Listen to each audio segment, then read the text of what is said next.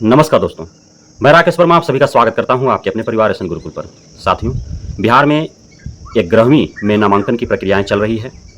31 मई तक सभी वैसे छात्र छात्राएं जो 10वीं की परीक्षा उत्तीर्ण कर चुके थे, पूरे बिहार भर में लगभग 14 लाख ऐसे छात्र छात्राएं हैं और उन्हें OFSS के माध्यम से ऑनलाइन आवेदन करने थे। 31 मई 2024 तक उनको विद्यालय चुन लेने थे कि वे किस विद्यालय में एडमिशन लेना अंततः चाहते हैं। वैसे छात्र छात्राएं जो जिस विद्यालय से 10वीं परीक्षा उत्तीर्ण किए हैं, यदि उसी विद्यालय में +2 तक की व्यवस्था है तो उन्हें अपने ही मूल विद्यालय में 10वीं से 11वीं में नामांकन होगा। दूसरे विद्यालय में नामांकन विशेष परिस्थिति में ही हो पाएंगे। तो ये प्रावधान किया गया और अभी नामांकन की प्रक्रिया संपन्न भी नहीं हुई, नामांकन की प्रक्रिया भी चल ही रही थी। और दूसरे तरफ 31 मई 2024 से मई माह का मासिक टेस्ट लेने हेतु शिक्षा विभाग के द्वारा पत्र जारी कर दिए गए एवं BSEB को प्रश्न पत्र छापने, उत्तर पुस्तिका तैयार करने और 29 मई तक बिहार के सभी +2 विद्यालय में प्रश्न पत्र, उत्तर पुस्तिका भेज देने के लिए जो है निर्देश जारी कर दिया गया था। जारी निर्देश के अनुरूप BSEB के द्वारा प्रत्येक बिहार के +2 विद्यालय में 11वीं के बच्चों का मासिक टेस्ट लेने हेतु 29 मई 2024 के शाम तक जो है वो प्रश्न पत्र भेज दिए गए। अब चूंकि माननीय मुख्यमंत्री ने 8 जून तक छात्र छात्राओं, शिक्षक शिक्षिकाओं के लिए पूर्णतः गर्मी की छुट्टी घोषित किया था, लेकिन के पाठक नहीं माने और छात्र छात्राओं को छुट्टी दे दिया, जबकि शिक्षक शिक्षिकाओं की छुट्टी नहीं दी, रद्द कर दिया। शिक्षक शिक्षिकाओं को निरंतर और नियमित विद्यालय जाने हेतु उन्हें ऑर्डर दिया। तो जब छात्र छात्राएं ही नहीं रहेंगे तो परीक्षा किसका होगा? इस वजह से 8 जून तक के लिए जो है ये मासिक परीक्षा जो होने थे उसको स्थगित कर दिया गया। अब 8 जून के बाद ही एग्जाम होंगे, लेकिन इधर 12 जून तक जो है ये नामांकन की प्रक्रिया चलेगी मूल रूप से। उसके बाद स्पॉट एडमिशन की प्रक्रिया जो है वो 16 जून तक चलेंगे और 16 जून से ही जो है नियमित तौर पर 11वीं कक्षा में नामांकित बच्चों का जो है कक्षाओं का आयोजन किया जाएगा, विद्यालय संचालित होंगे। तो अब सोचने वाली यह बात है कि आखिर ये टेस्ट जो मई माह का हो रहा है 11वीं के बच्चों को, आखिर किन बच्चों का हो रहा है? जबकि एडमिशन तो हुआ नहीं, ना एडमिशन हुआ तो वे मई माह में वो पढ़ाई नहीं किए, तो फिर किनका हो रहा है? तो शिक्षा विभाग ने दलील दिया कि जो 10वीं उत्तीर्ण करके और उसी में +2 में वो एडमिशन ले रहे हैं, अर्थात 11वीं में एडमिशन ले रहे हैं, तो उन बच्चों का कक्षा का आयोजन हो ही रहा है। उन बच्चे तो पढ़ाई कर ही रहे हैं, वो क्लास जा रहे हैं, तो उन बच्चों का जो है मई का मासिक टेस्ट जो है वो लिया जा रहा है। अब ऐसे बच्चों का रेशियो जो निकाला गया शिक्षा विभाग के द्वारा, वह प्रत्येक विद्यालय प्रति विद्यालय जो है वो 150 बच्चों का रेशियो निकाला गया। तो अब प्रत्येक विद्यालय में जब 150 बच्चे शिक्षा विभाग कह रही है तो प्रत्येक विद्यालय में 150 प्रश्न पत्र भी जाने चाहिए, लेकिन ऐसा हुआ नहीं।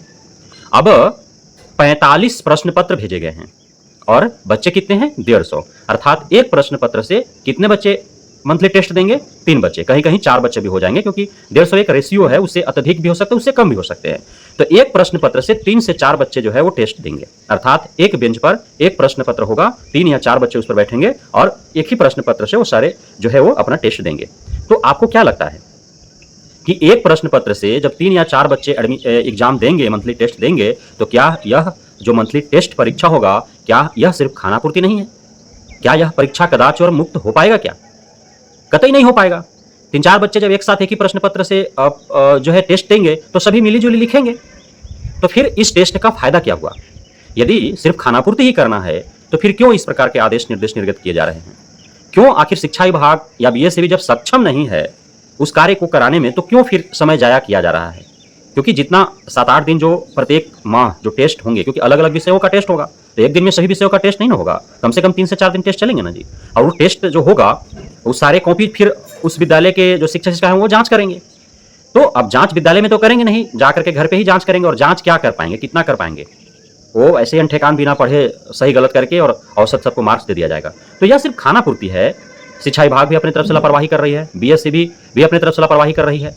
तो इस प्रकार के शिक्षा विभाग के अधिकारी BSEB के अधिकारियों को जूते के माला से ही स्वागत करने लायक है ना, क्योंकि हमारे भविष्य के साथ खेल रहे हैं, वो खिलवाड़ कर रहे हैं। और सिर्फ यह जो सोच इन आला अधिकारियों के मस्तिष्क में आ रहा है, यह सिर्फ इसलिए आ रहा है कि जो सरकारी विद्यालय में पढ़ने वाले बच्चे हैं वो गरीब तबके के हैं, वो भूमिहीन किसान मजदूर के बच्चे हैं, वो शोषित वंचित पीड़ित के बच्चे हैं। उनके अभिभावक इस प्रकार के जो गलत नीति नियम दिशा निर्देश, जो इस प्रकार की कुरीतियां, इस प्रकार की अनियमितता और गड़बड़ियां जो किए जा रहे हैं उसके विरुद्ध वो खड़ा नहीं हो सकते हैं, वो बोल नहीं सकते हैं। तो उनको पता है कि कुछ क्या बिगाड़ लेगा सरकारी विद्यालय पढ़ने वाला छात्र छात्रा, या उसका अभिभावक क्या बिगाड़ लेगा। इसलिए सिर्फ खानापूर्ति करो, कागजों पर सिर्फ मासिक टेस्ट लो, कागजों पर जो है मिशन चलाओ, कागजों पर विशेष कक्षाओं का आयोजन करो, कागजों पर ही पूरे सरकारी विद्यालय का संचालन कर दो।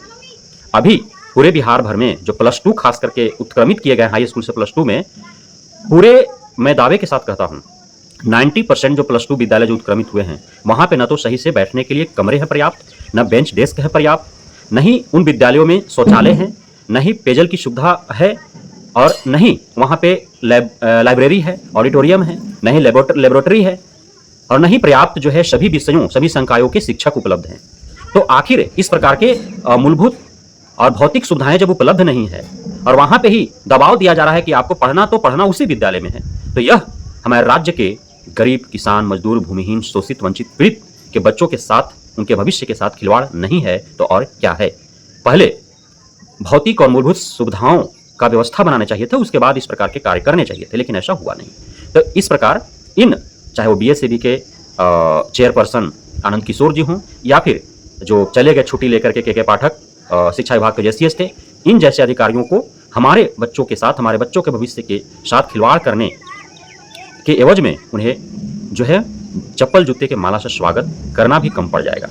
बहुत बहुत धन्यवाद आप सभी साथियों का हमारे साथ जुड़े रहने के लिए, बने रहने के लिए, इतना प्यार देने के लिए, हम पे भरोसा बनाए रखने के लिए। जय हिंद।